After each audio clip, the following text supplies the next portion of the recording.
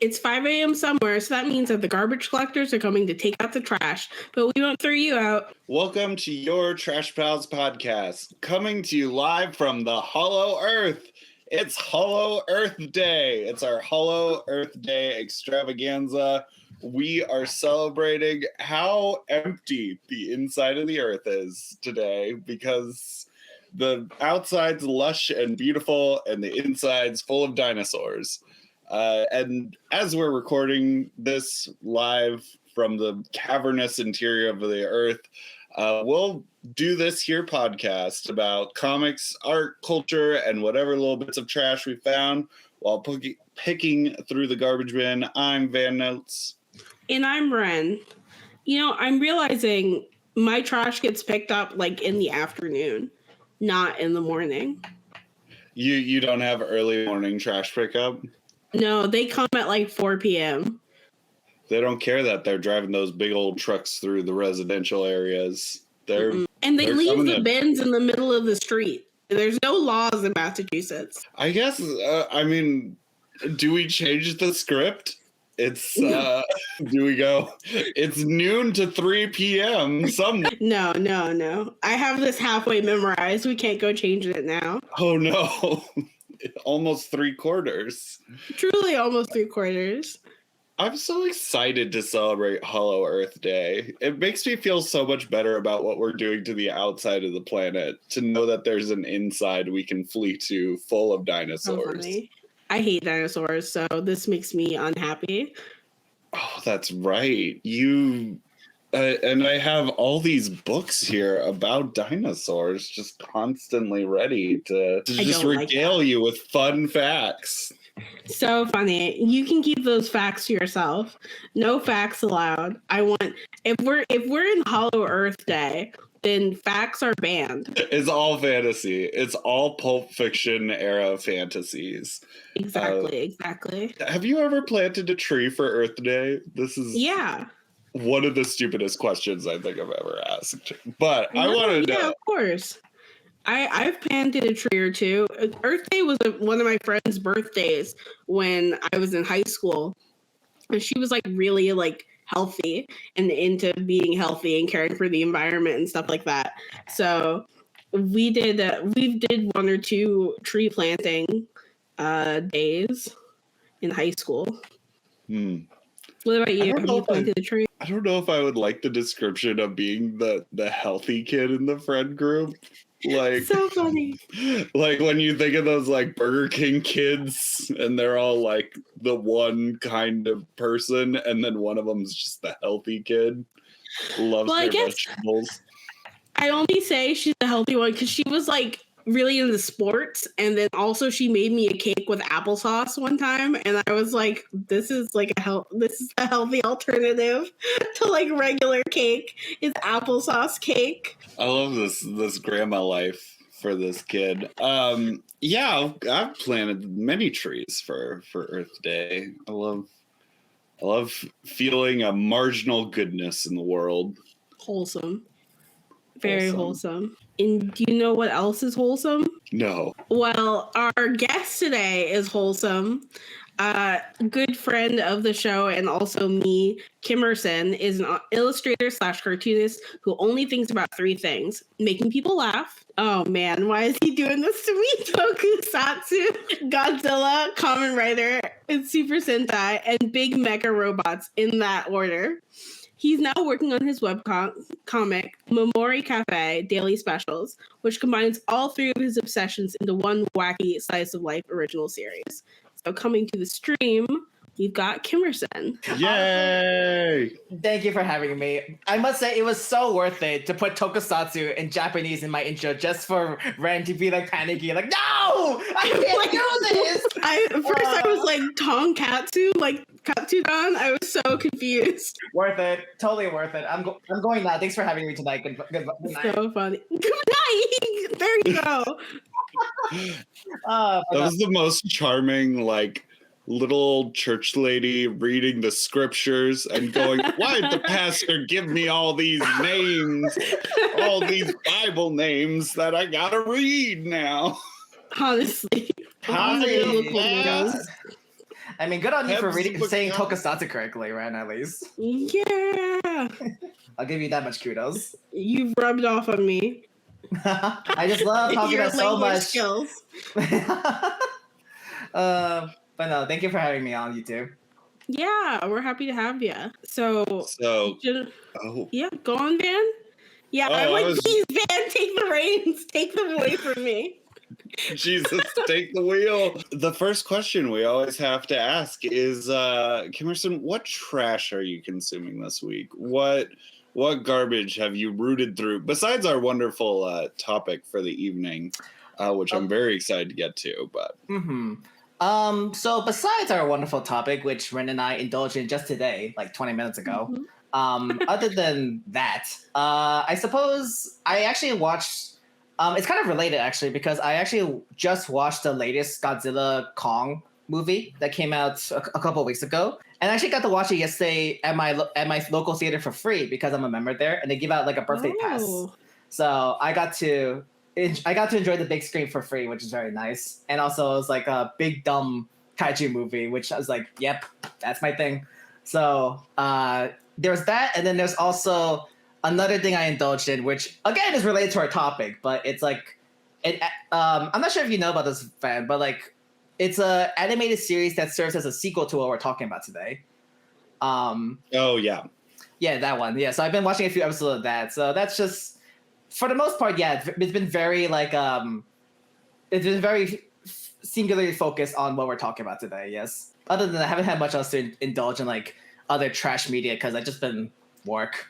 Sorry for the boring answer. No, I loved Godzilla versus Kong. It was stupid. It was a real stupid movie. We talked about it on the pod a little bit, but okay. Yeah, it's not to be like the actually guy, but Godzilla versus Kong or Godzilla X Kong, which came out, which is the most recent one. Oh yeah, Godzilla X Kong. My favorite ship, of course. Honestly, the OTT was so like those two are so good. No, but I love how whenever I look at like reviews of Godzilla X Kong, they refuse to say the X because, truth be told, in Japanese media, when you have the X, it's supposed to be like either silent or cross, one of those two, because it's just supposed to insinuate those two are like interacting. Not so much you say the X out loud. That's, like, for example, like you don't say Hunter X Hunter, you say Hunter Hunter as the series. Hunter X Hunter takes you to the steamy farmer hunter erotica, which is a totally different podcast topic. Oh, Hunter the cheetah. Nice. That's very funny. I know our listeners are clamoring to hear my RuPaul's Drag Race opinions now that I have finished the season. I actually was curious. You were curious? Yeah? I was curious. Yeah, okay. I'm like, oh, yay. I love talking about RuPaul's Drag Race. I was very happy with the 3 that made it to the finale. So there were no losers for me personally. Though I am really happy that Nymphia won. She's just so cute. I'm a big fan of her. And I think Saphira got like a whole bunch of money anyway, so it made me happy. Like, because at first I really wanted Saphira to win, but I'm happy with Nymphia win. And she also really turned it out. She truly turned it out in the finale, I think. What do you think, Van? Did you watch? No, I still have no way to watch RuPaul's closely guarded series that is impossible to finagle without downloading a bunch of viruses onto your computer. That's the protection they use. It's like you have to get past the challenge to enjoy the content like that. I don't know why they make it so hard. It's really weird. It is, I think, their only series they can leverage a like live viewing audience for. So they're just milking. They're just trying to get as many people to sign up for cable or Sling TV or whatever. Yeah, but I'll see it on the reruns or something. So there you go. It was a good just finale. streaming service hopping right now, so Oh yeah. maybe I'm just picking up one, dropping it, picking up another, dropping it. Just a real rough rider of streaming services. I mean, it doesn't help. There's like a million of them now, including it's really annoying. Including successful YouTubers making their own streaming services. Yes, that is some trash. Mm-hmm. Did you hear about this, Van? No, what are we doing now? So the Watcher, have you heard of Watcher? Like Ryan and Shane from BuzzFeed. It looks like he's drawing a blank. The only Watcher I know is the big bald man that watches all of the Marvel Universe characters. Oh, so funny. I was like, who? No.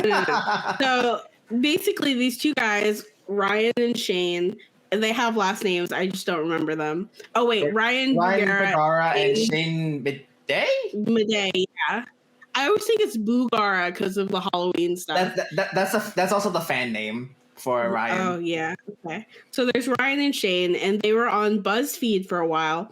And they have this show on BuzzFeed called BuzzFeed Unsolved, where they did ghost adventures and true crime and stuff like that. And then when the whole BuzzFeed exodus happened, they went and created their own channel called Watcher. And they had a variety of shows with true crime and ghost hunting. And then later on, they tacked on some expensive food shows and video game stuff. And then that went on for a while, and they had a really popular Patreon. And then was it last week? It was literally the announcement of hey, so it's a YouTube channel where it's almost 3 million subscribers, right? So super successful, and they get really good views, and they have a successful Patreon too. And I mentioned all this because 4 days ago they announced, hey, we're going to stop YouTube. We're going to go to our website and make a completely different our standalone streaming service, which costs a very cheap $6 a month, of course, because the CEO of the company, Steven Lim, who's the host of the other shows, he's just we chose $6 a month because it's very affordable, it's very cheap for everybody can just afford it. And then people were just what do you mean cheap? Are you kidding? In this economy, especially?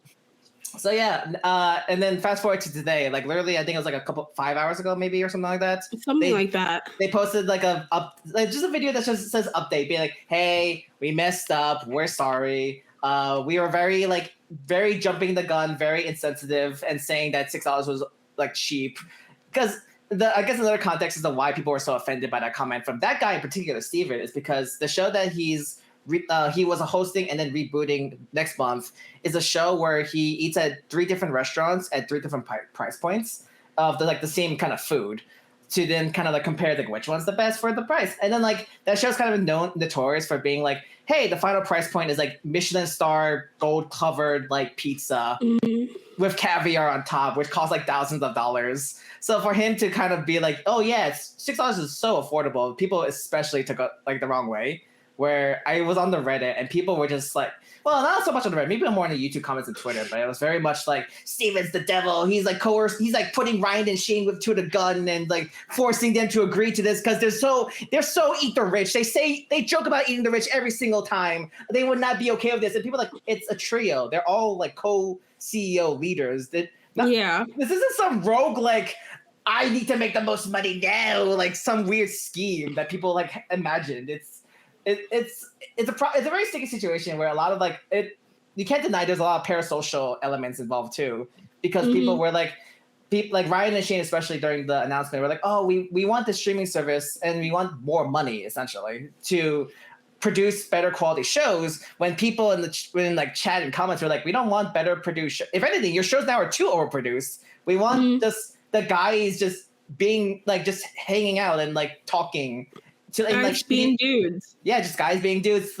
harassing ghosts on shitty iPhones, So that was a mess. But since we mentioned it, now if you tag this podcast episode with Watcher and like drama, you're gonna go up in the algorithm so fast, dude. So you're welcome. So funny. So funny.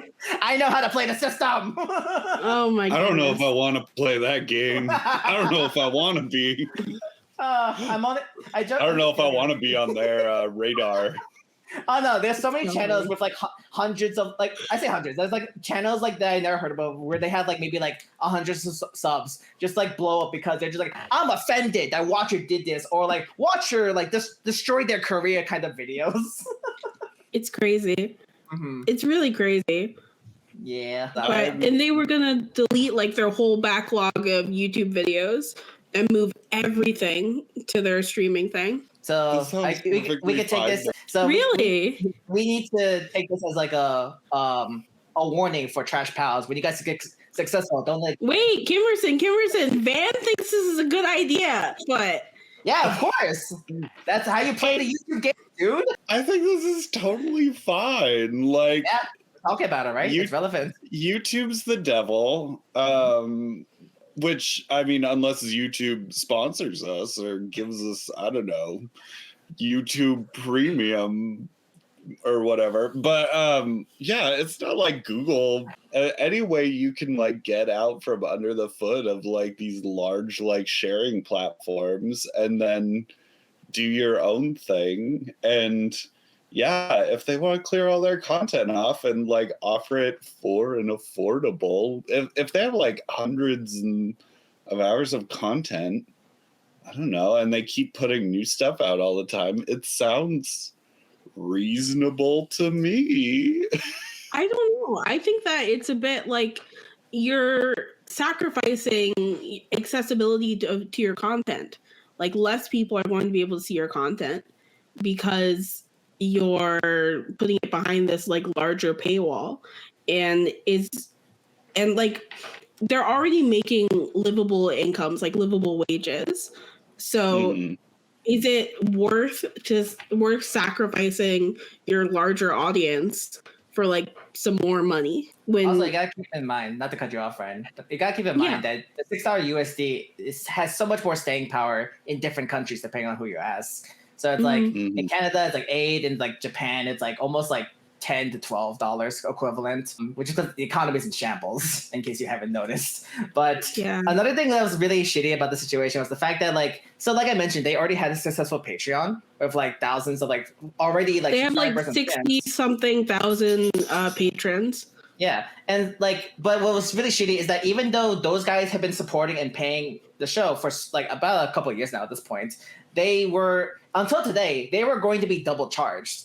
So it's like you were like a $5 tier Patreon and you had to pay the $6 as well to access the website's like content, which they rolled it back today being like, hey, if you're part of the Patreon at a certain tier, you get it for free, which should have been, I don't know, it feels like it should have been the case for like to reward people who've been financially keeping your company alive for the last, I don't know, a few years. But, and then what was it? There was one more thing. Oh yeah, also someone did the math where it's like, if you go and watch a TV and for the $6 a month, someone did the math where it's like, okay, so either you're paying $6 a month for 20 something shows they're producing, or that money could go towards a Netflix subscription. Because if Netflix charges the same rate of like cent per show, then it's like we should be paying like at least $1,500 a month for Netflix's catalog, as opposed to Watcher's like, again, 20 something shows that maybe get updated like once a month at best. So it just wasn't a good like business proposition at all when it first came out. But I don't want to support Netflix. Okay, I don't want to support YouTube. Don't think about the shitty corporations, Vanna. We're talking about our personal getting the most money out of our like value out of our money. Okay. Yeah, I don't know. I think we should be supporting artists over corporations. But so you're telling me that trashpals.tv is launching today, right, Fran? So funny. Yeah. Oh my goodness. I don't think for $100 a month. Oh my goodness. Oh my god. No. You'll get one show. You'll get a single show. Honestly, and you'll be lucky if it's uploaded on a Thursday. Oh my god. That's so funny. That's so wild. I mean, I guess like I hear what you're saying, Van, with supporting artists, but I guess I'm just like, it just feels like, unfortunately, it's like the same thing as using like Etsy as a platform. Like it gives you more reach, and it's same thing as using Instagram. It gives you more reach, and it has that like accessibility so that anybody can find your content, and that is what I'm really stuck on. So Also, I'm sorry, I'm not a capitalist like Van. Also, nuking your entire YouTube catalog, initially at least, what they wanted to do is just ridiculous to like completely get off the YouTube community, because a similar like strategy I think they were pursuing was for, like, you know how are you familiar how College Humor turned into Dropout as like a kind of an organization? Either of you? Not really. Vaguely. Oh, okay.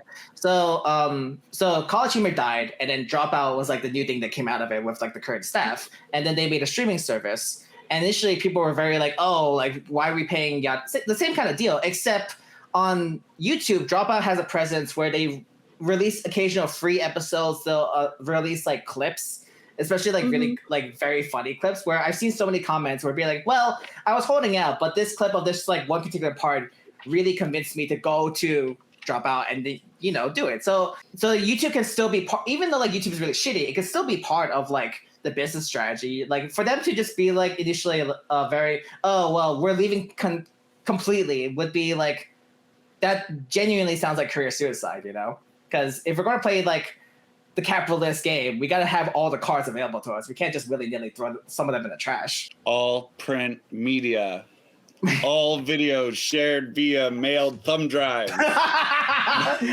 Bring back floppy disk. Honestly, bring back floppy disks.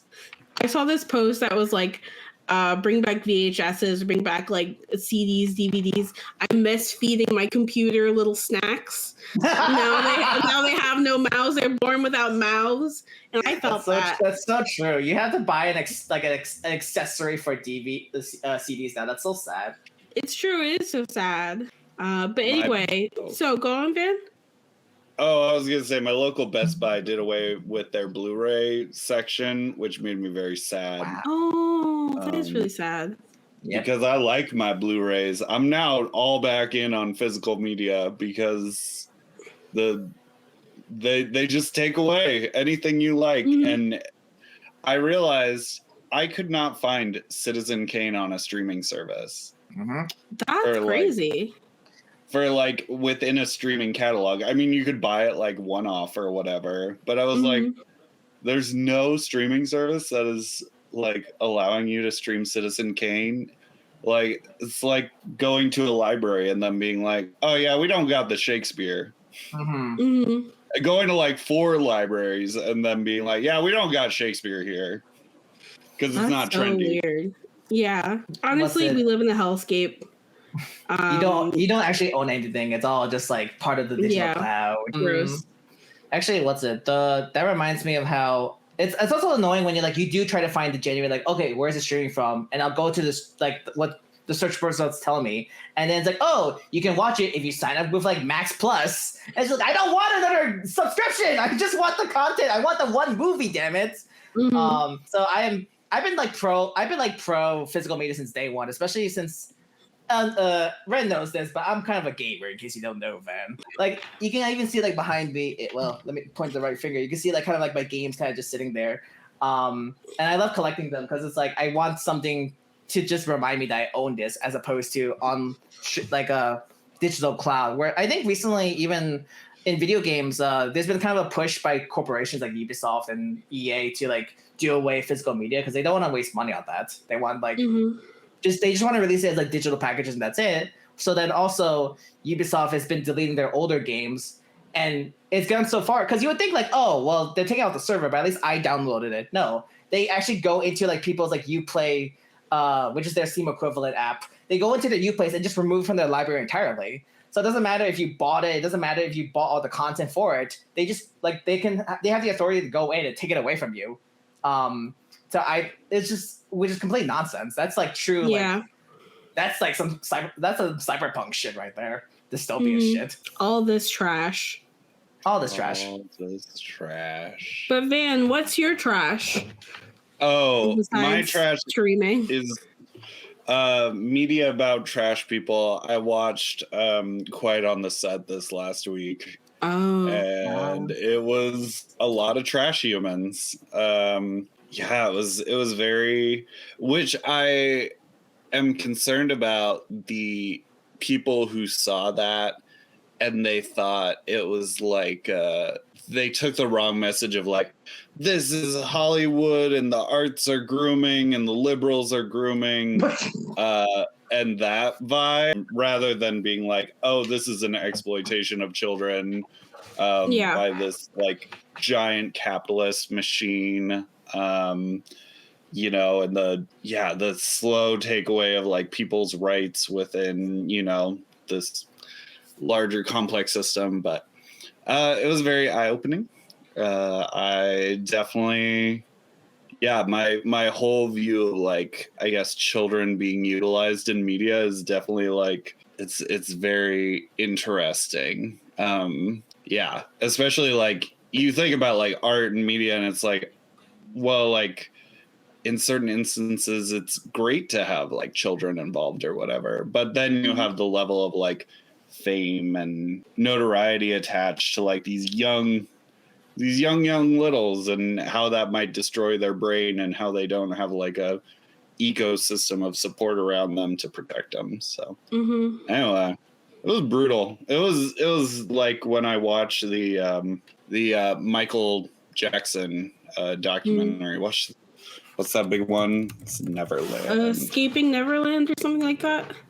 Leaving Neverland. Yeah. Close enough. Yeah, that one was brutal. That one I could no longer listen to Michael Jackson anymore. It's just too. It's too. It's just too altering of like any positive contributions or like understanding the Woody Allen situation, any of those things where it's like I can't separate the art from the artist anymore on this. Yeah. Anyway, mine was a bummer. Good. Is that really indicative of you? It's indicative of the state of the world, fan. Yeah.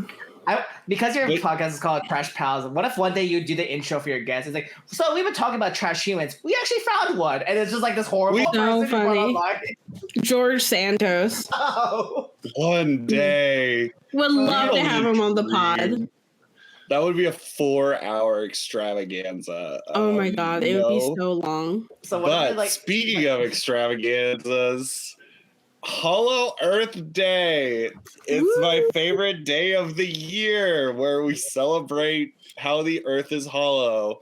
And so for this Jigsaw's junk drawer, I've assembled a bunch of Hollow Earth trivia for you two to enjoy today. Trivia exclusively devoted to the concept and reality of the Hollow Earth. Are you ready to play? I feel ambushed right now, Randy. This was not part of the contract you made me sign. So funny. This, I don't know what to tell you. This is a classic. Your past trowels, your trash pals, your past trowels, yeah, your past trowels. Rebranding. You never know what's gonna come out of Jigsaw's junk drawer. It's true. Sometimes it's a bunch of snakes. I'm ready to dive in. Okay, question number 1, and I have 4 responses for each of these questions to help guide you. In Dante's Inferno, Satan falls so far from heaven that his fall causes a mountain to form on the opposite side of the world. What is this mountain called? 1, Wundagore. 2, Purgatorio. 3, Olympus. 4, Paradiso. What was the first one again? Wundagore. I think it's Wundagore. I'm also gonna go with Wundagore. I was thinking about Olympus for a second, but like surely Dante's not. His head's not up his ass that much. Where he's like, I created the Greek pantheon. So yeah. I'm also going Wundagore on this one. Wundagore was the mountain where Scarlet Witch and Quicksilver were born and cared for by a cow person. Okay. Absolutely pranked. Did you go to Catholic school, Wren? No, I went to Episcopal school. Oh, okay. Well, I would be really disappointed if you did go to Catholic school and you didn't get this one. It would be Mount Purgatory or Purgatorio. Okay. I really was like, oh, he's just that one's the trick one because it's just purgatory with like an O. Just like a little IO, like make it fancy. Yes, it's a totally. Yeah, I'm like, this is a Don't trap. look it up. That's Italian so is a trap. all of Italian is a Exactly. trap. Oh my god. That's how they get you. Well, no points for either of us, Next right? question. In the theory of the concave Earth, where is the sun positioned? A, on a series of spinning disks. B, going through the North Pole and coming out the South Pole every day. C, at a fixed point so its light illuminates a complex jungle system. Or D, inside of the Earth. Concave. I'm thinking B or D. Do you want to split it so one of us gets it right, Ren? Yeah, you get D, I get B. Sure, yeah. I'll take ownership of that. That's fine. Yes. So the correct answer is D.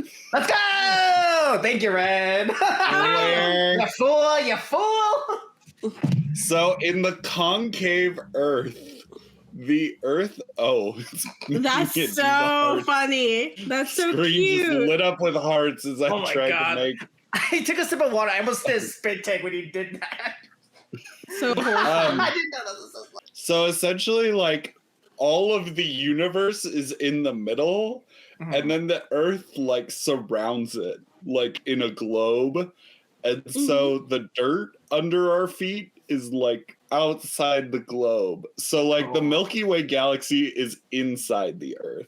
So what's like past the dirt? Who knows what's past the dirt?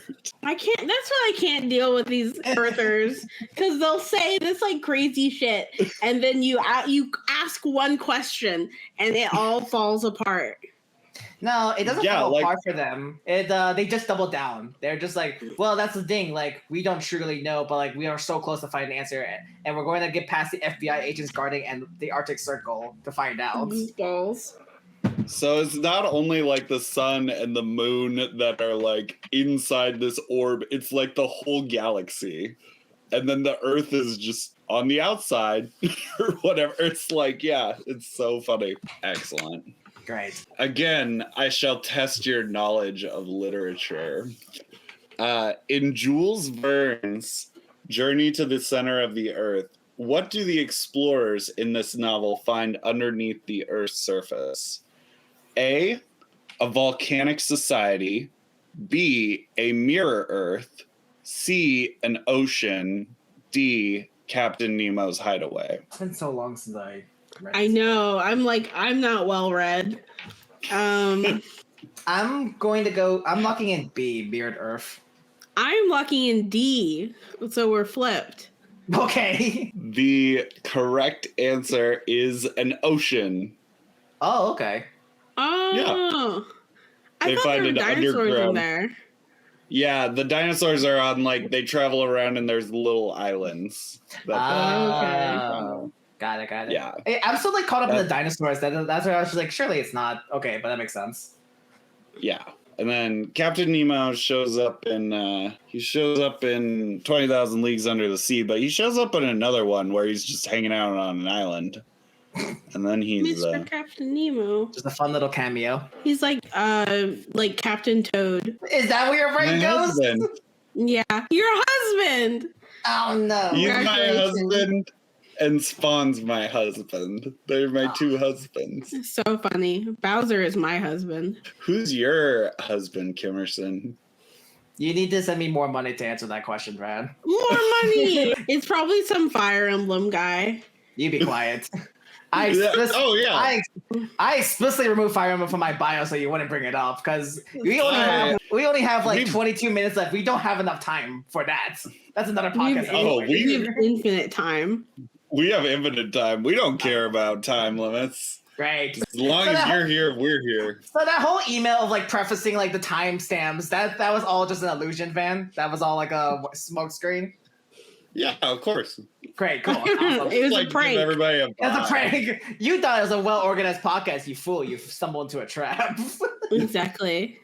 That's fine. Oh my god. Question number 4 from Jigsaw's junk drawer. What is the name of Edgar Rice Burroughs' pulp serial adventure novels featuring a Hollow Earth? And I got 4 options. A. Scartaris. B. Pellucidar. C. Barsoom. D. Subterranea. Okay. I'm gonna go with C because I think that one sounds the funniest. Barsoom? Yeah. Give me 1 second. Are you looking it up, Kimerson? Are you? No. Here, give me a second. Okay. You'll see. So I have a wheel. I'm gonna spin it. And whatever whatever it lands on, that's my answer. Because I never heard of The any colors of these look things. like Cartman for a second. I know. I also thought it was Cartman from South Park. Well, it landed on D, so that's my answer, man. Subterranea. Okay, we got Barsoom and Subterranea. Barsoom is the name of Mars in the John Carter novels. And Subterranea is the Mole Man's kingdom in the Fantastic Four comics. The correct answer is Pellucidar. Okay. Pellucidar. That's funny. And then Scartaris is from an old comic book called Warlord. So that also, they're all Hollow Earths, except for Barsoom. Barsoom is just Mars. Barsoom. That's just Mars, yeah. Just Martian for Mars. Okay.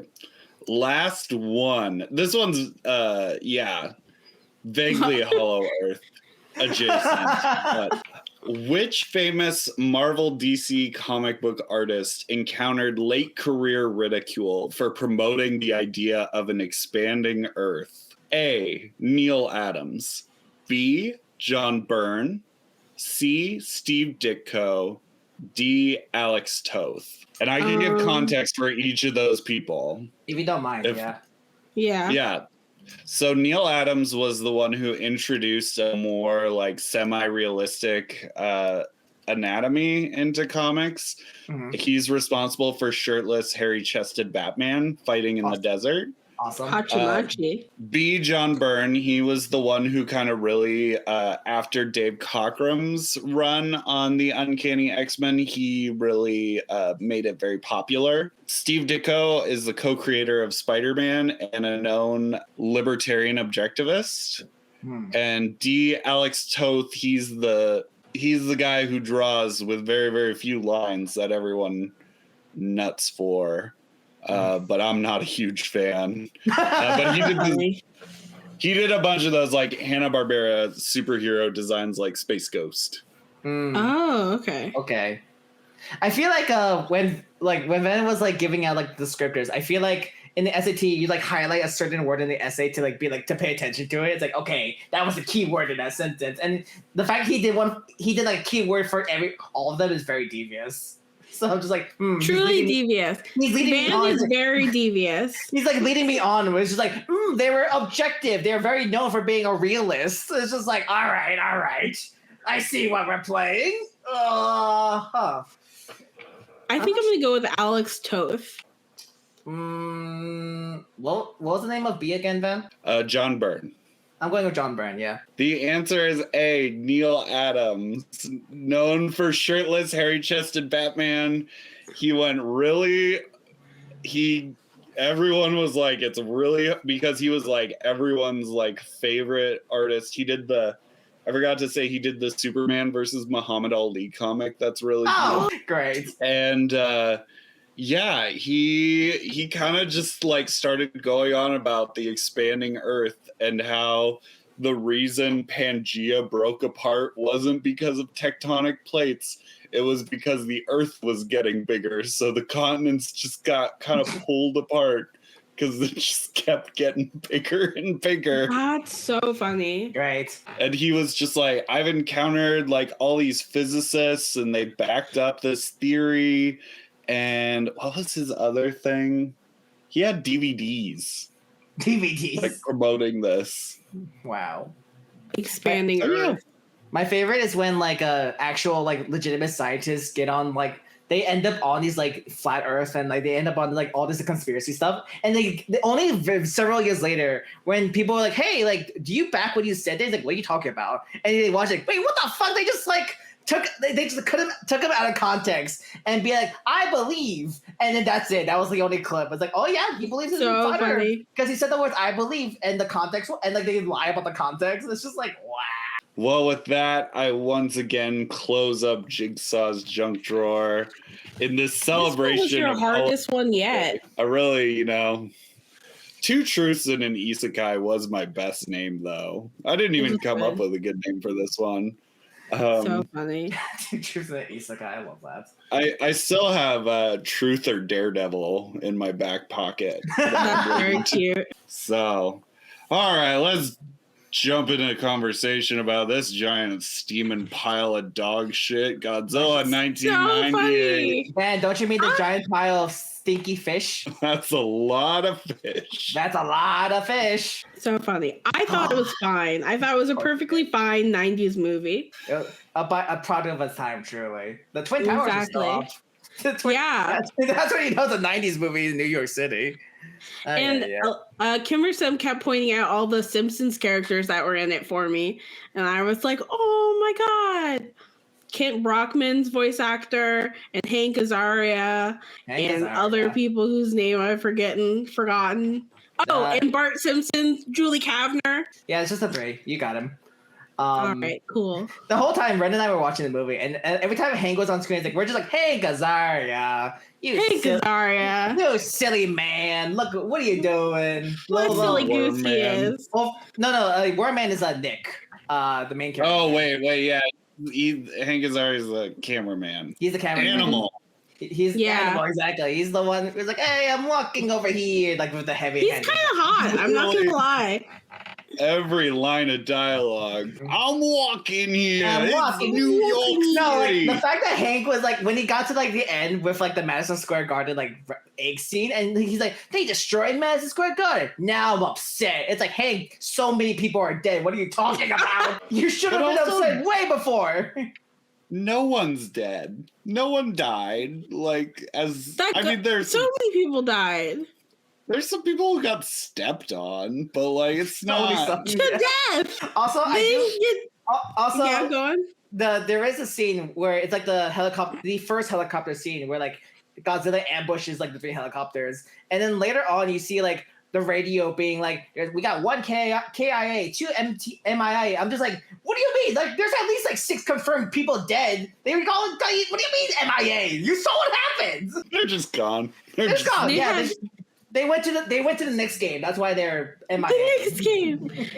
They also had like a comical amount of helicopters in this movie. Just like a comical amount of attack helicopters. God, that was awful. For our listeners, I guess, who are not familiar with Godzilla 1998, which good on you. Good on you. You dodged a bullet. I'm happy for you all.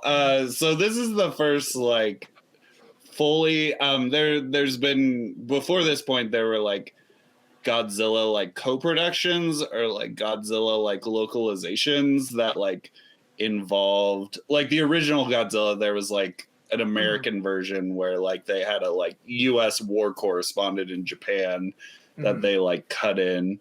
But this was the first full, like, we're Americans and we're going to do our Zilla. And it's not going to be a guy in a suit. It's going to be a big old lizard.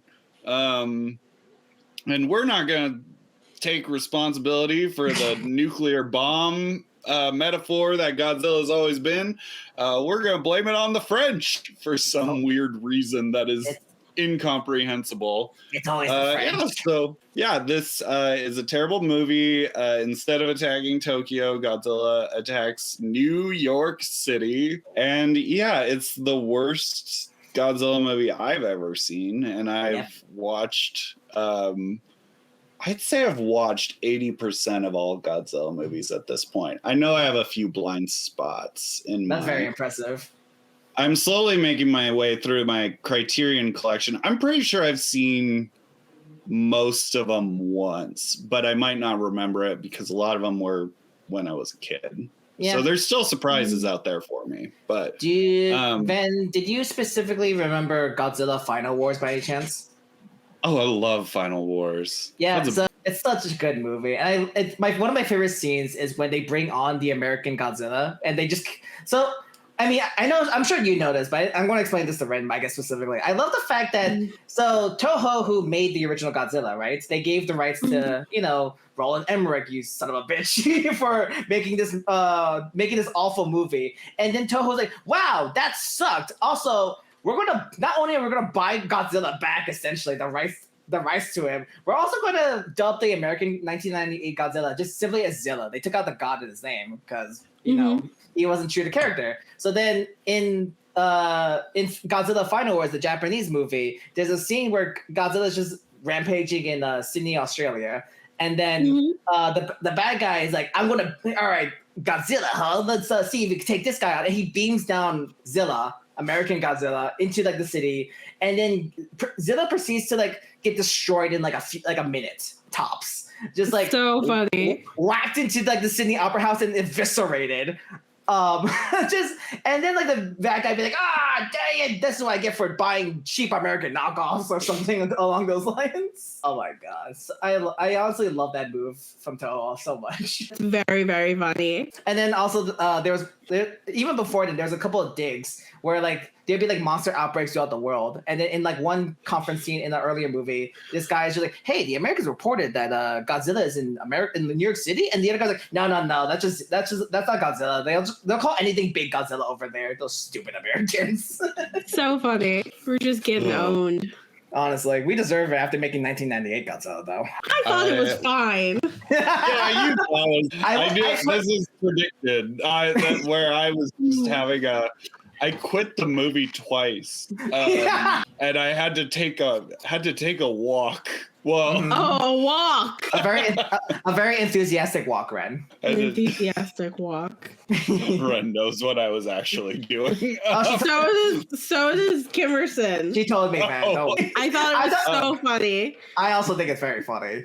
Honestly, good on you. You had a better night than most who watched this movie. For the listeners, I went to Baskin Robbins, which is featured heavily in the product placement for this movie. That's the official story, of course. But Baskin Robbins, what a place! What a place! Who is your favorite character in this here film, this work of cinema? Because I have one. I gotta give it to the Frenchman, Philippe, or whatever his name was. Philippe. Philippe, yeah, thank you. Just like, I mean, also like earlier when you mentioned like for some reason why they retcon Godzilla to be like a French creation. It's because of this movie I found out that the French actually bombed the Pacific twice as much as America did, surprisingly. America did 103 nuclear tests in the Pacific. Apparently France came in and was like, we could do better. So they did 190 nuclear tests. So statistically, I guess you could argue the chance of dropping a nuke near iguana baby Zilla is like plausible. But again, totally like Van said, totally removing like the metaphor of like nuclear threats and like how like dangerous and scary it could be to just make a stupid big dumb radioactive iguana. But no, I think Philippe kind of like made this movie a lot more like campy and fun, a little enjoyable. Especially the Elvis impression was so good. Yeah, it was like I can't do, sir. And then like it's like, no, the Elvis Presley movies, they are very good. What about you, Van? Who's your favorite? The Fat Mayor.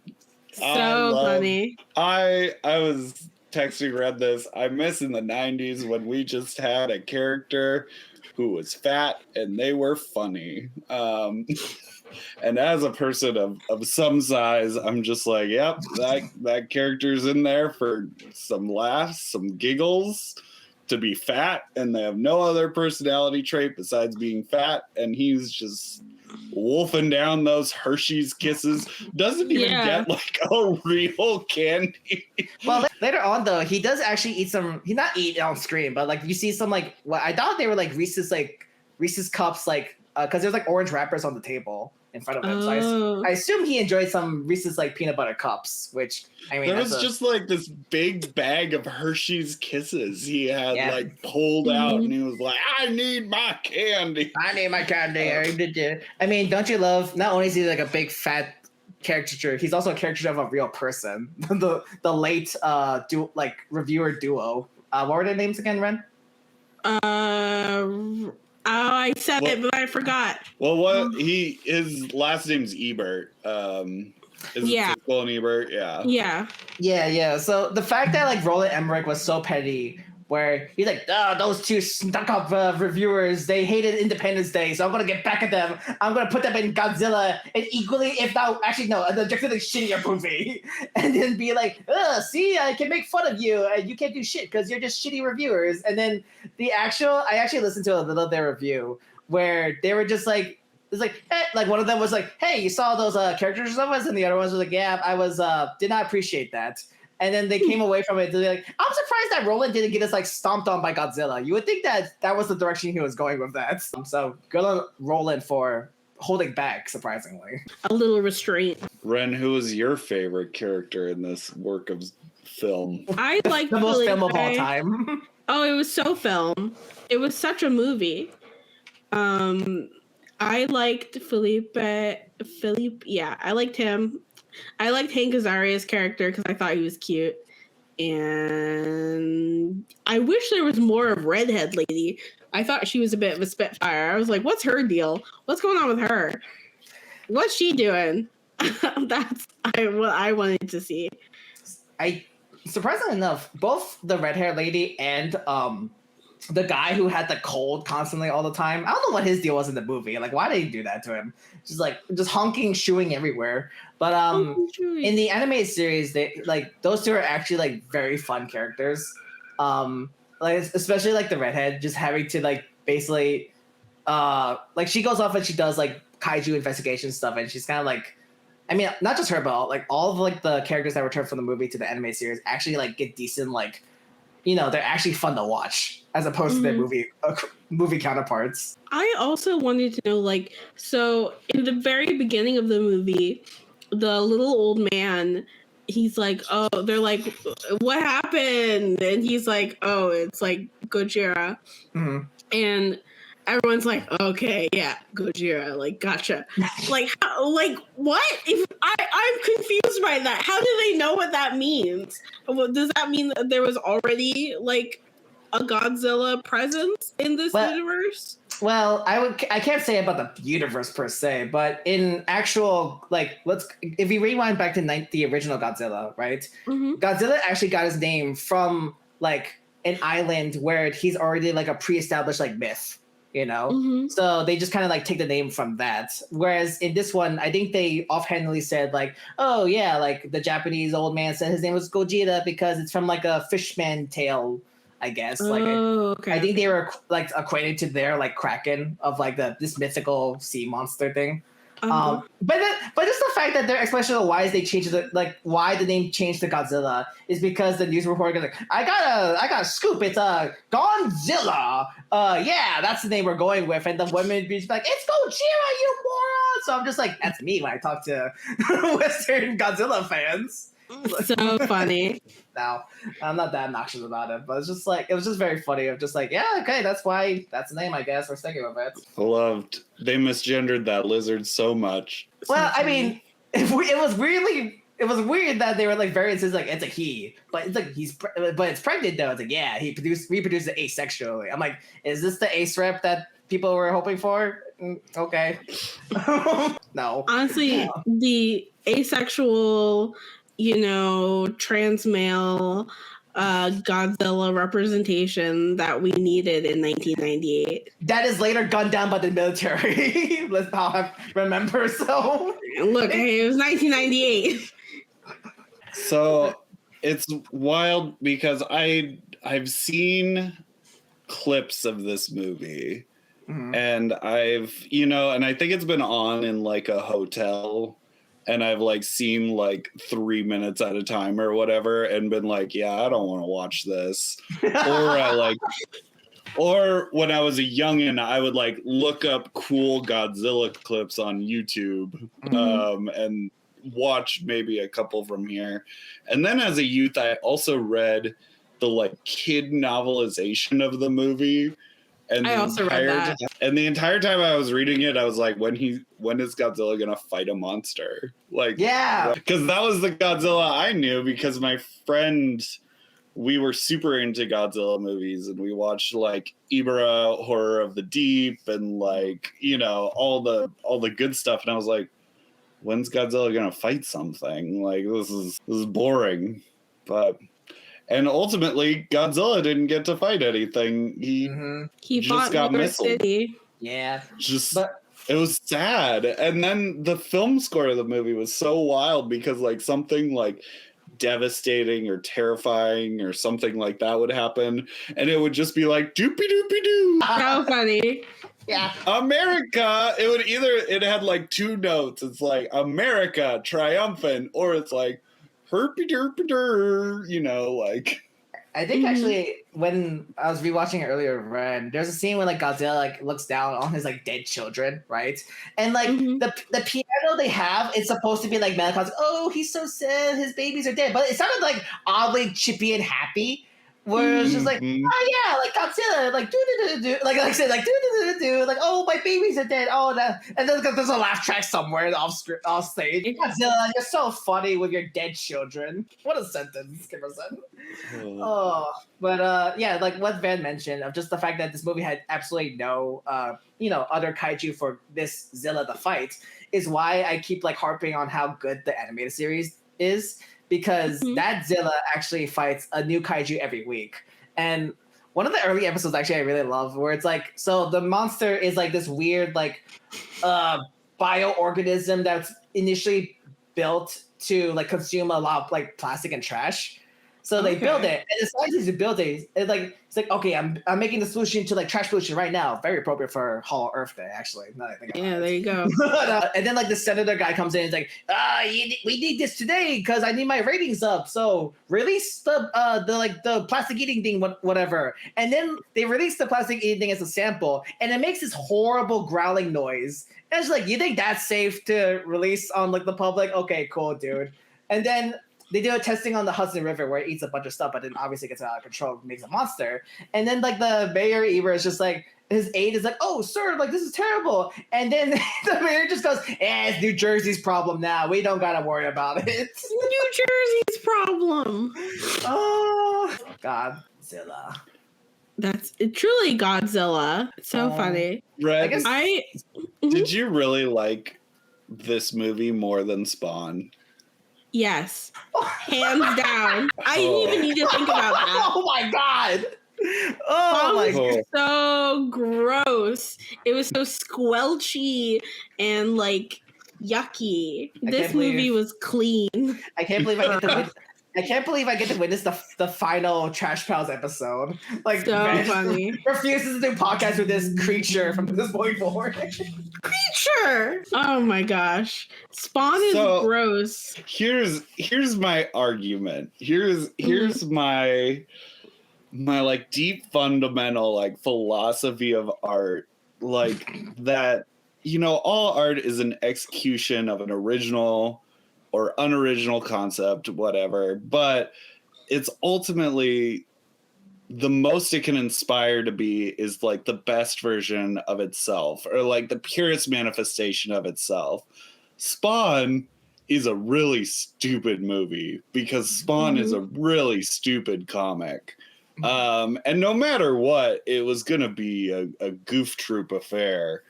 This Godzilla, there's so many great Godzilla, and there's a formula. Like, Godzilla is not an original premise. Like, every film is like, it's the same movie, essentially. Like, it's just like variations on the same theme. It's like the humans are just there to set up the monsters. Like, you're not really there for the humans, but they try to make you care about the humans a little bit. This one, they cared about the humans too much. And the thing I hated the most about this movie is every time there was momentum, every time there was a cool scene, it just knocked.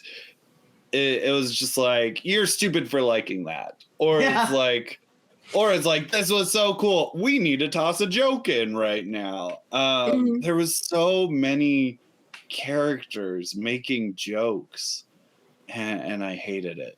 I hated this film. So I think like DNA of like the Marvel movie before even like that was a thing. Of just, yeah, like, there you go. they call the seriousness with like a witty like remark. That's a lot of fish. That's a lot of fish. I think like I don't have that background in Godzillaology that you guys do. So to me, this is just a movie. Like I'm like, yeah, this is, you know, that's a lot of fish. Sorry, I was gonna say, I think don't sell yourself a little too short. Well, don't sell yourself a little too short, because I did like we watched the Shin Godzilla together. Yeah, we did. Which is a different flavor, mind you. I think like Shin Godzilla is his own thing, where that's more of like a commentary on like the ineptitude of like specifically Japanese government during like a disaster. But I guess like watching Shin Godzilla and then now kind of going to this 1998 Godzilla, you maybe see the connection as to why Godzilla fans would be upset at 1998. Yeah, definitely.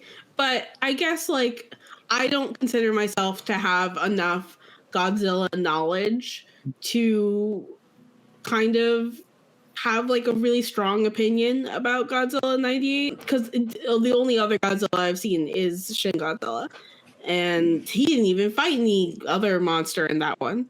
Sure. He just walked around. I mean, which is like a callback to like the original where Godzilla was the threat, like the sole threat. But what's it? I don't know. I've heard the sentiment, and for this, for watching it with Wren, I actually did buy the YouTube version of Godzilla, so I'm gonna bill you that. You're so crazy. You can bill me. I can't. But I was reading through the comments, because you can leave those on even purchase movies, and I just saw a lot of sentiment from the comments being like, "Oh, like people are too harsh in this movie. Like this was what got me into Godzilla," which is, you know, the better ending. But then people being like, I still think this is the best Godzilla. I'm just like, how do I teleport to this person's house and fist fight them? I need to have words with my fists. Like, it's one thing to like, oh God. Sorry, Ben. I think the other thing is like, for us Godzilla heads, us Gojira nerds, Godzilla has like a certain character that like fluctuates between like certain films, but like Godzilla is always like this somewhat intelligent like force of nature. Like Godzilla isn't dumb, and Godzilla isn't like just ever an animal. Whereas in this one, like Godzilla is clearly just they're constantly being like, oh, it's an animal doing animal things. It's just a big lizard or whatever. So I had like very visceral reactions as if Godzilla was like a real character. It's like in the Superman, the Zack Snyder Man of Steel Superman, when like Superman murders Zod, where it's like Superman shouldn't murder. Like Superman, like fundamentally as a character is not a murderer. Like, and I felt that way with like certain scenes with Godzilla where I was like backseat being like, Godzilla wouldn't do that, as if Godzilla's like a real person. Luckily I massacred my boy. Yeah, I mean that was, well, it was clear on their intent where they wanted to make Godzilla 1998 essentially like they basically their own version of Jurassic Park with like the T-Rex especially.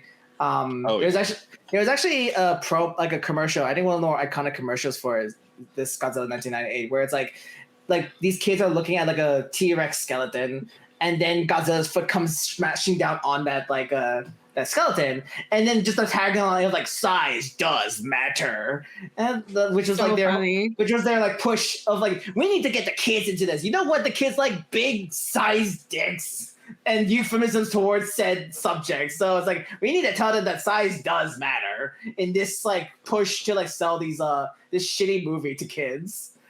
So funny. Dumb. But yeah, no, it was very intentional on their part to be like, yeah, Godzilla's just this big dumb iguana looking motherfucker, and he behaves in a very animalistic like pattern because it's just a big dumb animal. And like Van said, like Godzilla's like intelligent. Whether he's like an antagonist or protagonist, he's capable of like more thought than just eat and then procreate. You know, Godzilla is also like typically like one step ahead. Mhm. Like, so like every time you like thwart Godzilla has like, I don't know, is suddenly producing a like, you're like, oh, Godzilla can't get out of this, and then all of a sudden Godzilla's like breathing or shooting lasers or something, and you're like, oh, Yeah. didn't plan for lasers. So it was also, I just hated the ending where they just like put Godzilla down like a Yeah. tiger that escaped from the zoo. That's the other thing that's just like, this is very clearly an American film where it's just like the solution is just to hit it with the guns more, not use like an oxygen destroyer weapon, not to use like a rapid like flash freezing nitrogen. Like the entire like last half of Godzilla -1 is them doing more like weird physics experiments to try and sink Godzilla into the ocean. And like every attempt in Godzilla -1 to have like an actual military like take on Godzilla always ends in failure, as it should. Like when there's like a Japanese like warship that comes in and shoots Godzilla like crazy, and it all goes down, which is like, whoa, that's like one of the biggest and most impressive machines of war, and it did nothing to Godzilla. That's how it's supposed to be. It's supposed to like Godzilla's a force of nature. You have to use like your brain and you have to be like smart to take it down. You can't just like brute force shoot it till it dies, like the 1998 Godzilla. Yeah. I think it's, yeah, Godzilla's also, not to Godzilla-splain. That's what we're doing for the last like 30 minutes, man. What are you talking about? But not to Godzilla-splain on our podcast. That's all about trash-splaining. I think Godzilla is always, you know, there's the conversations of like Godzilla is always a commentary on like nuclear power and nuclear war, but Godzilla is also a commentary constantly on like the state of science and like science within the popular imagination and like how people feel they like, are we in control of science? Is scientific fact now totally out the window, which is what Godzilla versus Kong, the New Earth, the new Empire. Science doesn't exist in these new movies. It doesn't exist at all. There's no real science anymore. There is a hollow Earth. But in this movie, it's very clearly like science or like scientific understanding. The scientist character in this movie is like kind of there to like just be used as a tool in like a larger military campaign or like to enhance the like military capabilities of the United States. And it's foolish. It's foolish, I say. This movie is horsepucky and horsepucky and donkey shit. I will say, Van, you alluded to it when you commented how like the more like American modern Godzilla films have been just like like basically just there's no thought left, right? It's all kind of just like dumb fun. It feels like Japan has kind of like taken like, okay, we're going to make the serious commentary-esque Godzillas with both Shin Godzilla and now with -1. America's like, you know those like Showa era bullshit like tag team wrestling Godzillas? Yeah, we're going to bring that back. Like 2014 initially was like, here's our earnest attempt to reboot Godzilla in the West. And, you know, they did a mixed job depending on where you're standing on that. Some say that they succeeded, others say they failed. But it's funny where like there was an earnest attempt to make it like gritty of like, okay, a serious Godzilla. And then King of the Monsters happened. And they just totally derailed the whole thing where it's like, well, now we're just having a wrestling match now. It went from like it's like if you took Frankenstein's monster, right? And how that's originally a commentary on like the dangers of science and morality and life and yada. And then next is like Frankenstein wrestling, that front at least. It's like how the first Hotel Transylvania is about something, and then the rest of the Hotel Transylvanias aren't about anything. There you go. That's so funny. It all leads back to Hotel That's such Transylvania. a funny. Honestly, yeah.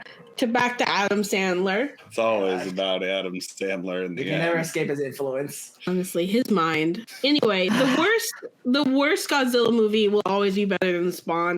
I don't know what to tell you. Wow. It just like so much heart and soul is in the Spawn movie, and I recognize that and I see that, but it is so yucky. It is so yucky. I cannot deal with it. I can't. I'm sorry, just the preface of like acknowledging the passion that went into Spawn, only to then to be like, yeah, I don't give a fuck about any of that. Godzilla was better because it was less yucky. You know, I mean, you're probably right. But yeah, it's hard to say. And there's no eye candy. What am I supposed to look at? Spawn is yucky. What's the eye candy in Godzilla 1998? Yeah. Zarya. Oh, right, the animal, right, my bad. God. I actually remember when we were watching the movie earlier, when Audrey, like Nick's like ex-girlfriend first came on, like Wren was just like, oh, she's so cute. I was like, you're gonna hate her by the end of this film. I was like, why? And then she just goes like, hey, I know we had a thing 8 years ago, but secret tape, yoink, get you fired from the military? Yes, please. I'm like, girl. And it's funny is that like she is also a character in like the animated series, and she's borderline like stalkerish when it comes to Nick, because like in the very first few episodes they go to like all the way to like I think it's like Puerto Rico to fight like a kaiju, and then she just immediately follows him. It's like, his team, they booked tickets, we gotta follow them, that's where the story is. I'm like, lady, you got a problem. Like, so funny. The casual sexual harassment and toxic workplace culture were very Clinton era. For sure. Yeah. Yikes.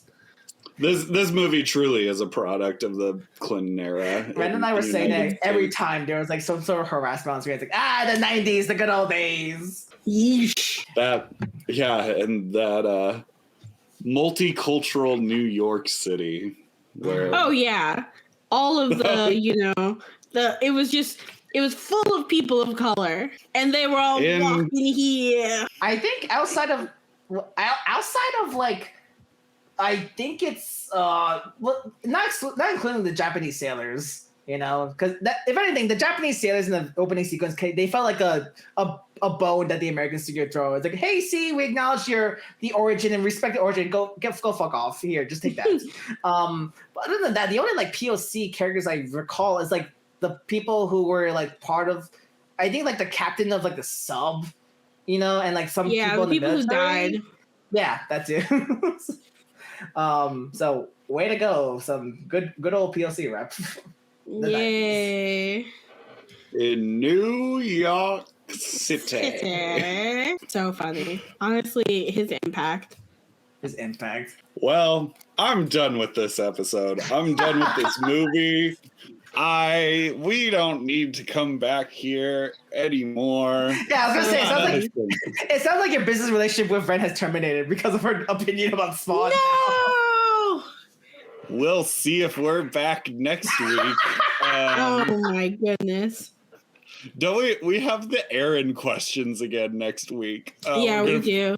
We're doing part 2 of the Aaron questions. So our friendship is breaking, so we have to do a Band-Aid of doing the Aaron questions again. Oh my gosh. To get you to say know one each thing other. about Spawn. It's like that Christian movie about a couple trying to get their marriage back. What is it called? Fire something? Fireproof? Yeah, Fireproof. I know exactly what you're talking about. We got fireproof our marriage, right? We gotta get back. We should have an episode about that movie because it is so funny. What is the tips that we need to do before we well, you know what? We'll do an episode on Fireproof, I guess. I'll find one of my ex-fundamentalist Christian friends to hop on and talk through toxic. You just have Christian a large roster. Culture. A large roster. Yeah. I got a big old roster of those folks. So funny. I just love in Fireproof that they have like an allegory to porn addiction, but it's like boats. You just can't stop looking at pictures of boats. And that is like so funny to me. I mean, hey, I relate, dude. Like, you show me a picture of a tank, I'm going to town on that. So funny. Going to town. Oh no.